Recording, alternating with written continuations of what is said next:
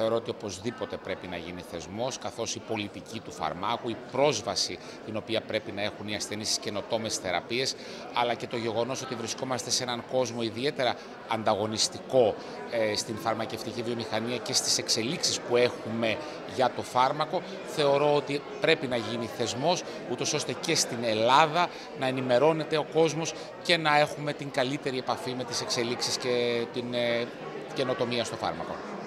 Θα ήθελα να μου πείτε γενικώς αν η Ελλάδα θεωρείται ότι είναι χώρα που προωθεί πολιτικές που έχουν ωφέλη και για τις βιομηχανίες και για τον κόσμο.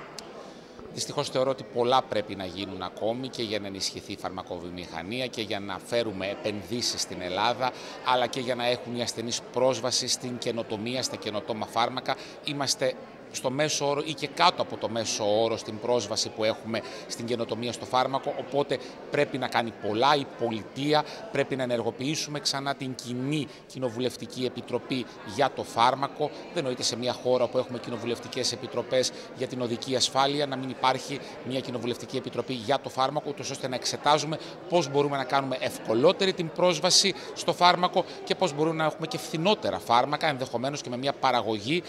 φαρμάκων στην Ελλάδα.